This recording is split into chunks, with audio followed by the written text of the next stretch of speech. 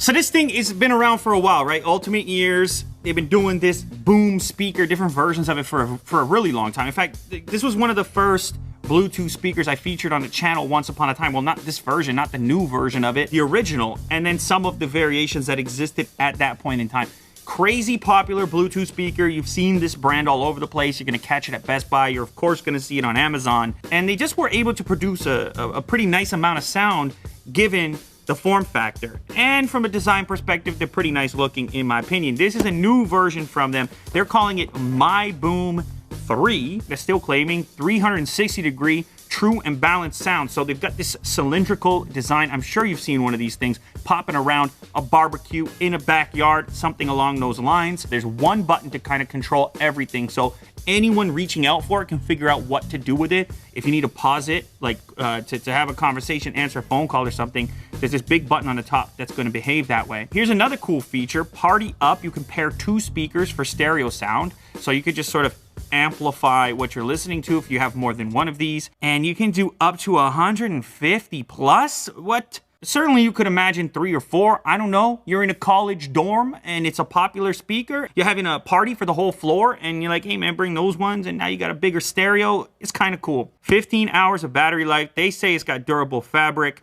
customizable, drop proof. I don't know about proof. They also say waterproof, IP67. I'd say resistant. One more time. Let's see what color we got, because typically these things come in different colors. They've always had this cool artwork on the packaging as well.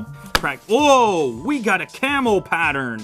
Oh baby, that's cool. Gigantic buttons on here for volume. Part of the success of this product is the fact that it's so easy to interact with. It's got this loop on it so you could attach it to something if you want to. It says Unbox Therapy on it. It's customized.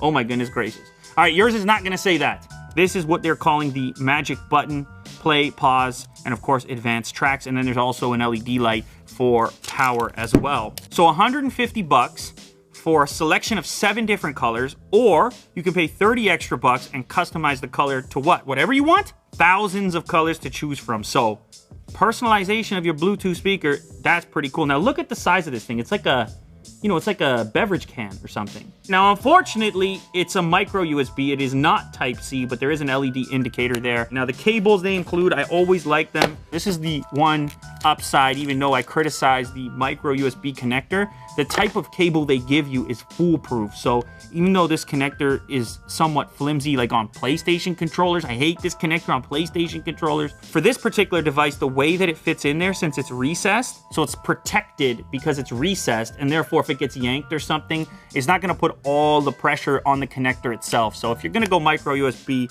you have a nice cable like this. It's flat too, so it's not gonna get all scrambled up.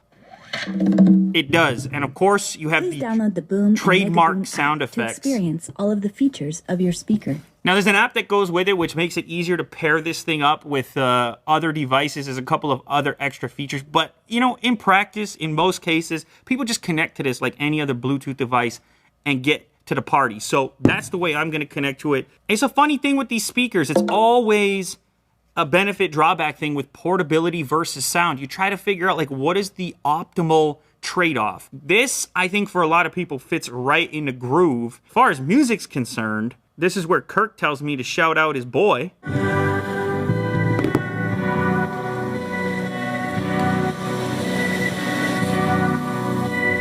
You see the volume control is working on the slider?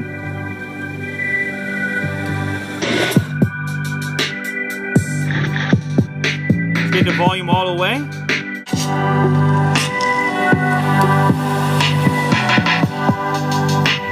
They say 360 sound, of course, is a little bit less sound coming out the back if you spin it around, but like it's most of the way 360, pretty similar volume in each direction.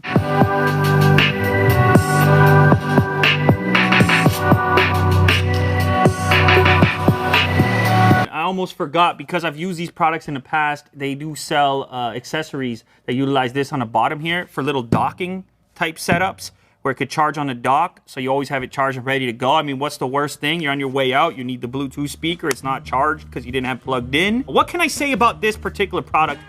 I mean, look, there's a reason that you see it everywhere, and it's not just the fact that it shows up inside of Best Buy. It has to be a decent product, and they keep on sort of iterating without fully changing the thing. They're kind of implementing the don't broke, ain't broke, don't do it, don't fix it, don't strategy. I can imagine this being very popular. I think it does strike that balance for portability and sound. It's loud enough for a party. It's not gonna knock your face off. It ain't no DVLA $3,000 speaker. If you haven't seen that video, go check it out. But it's not meant to be.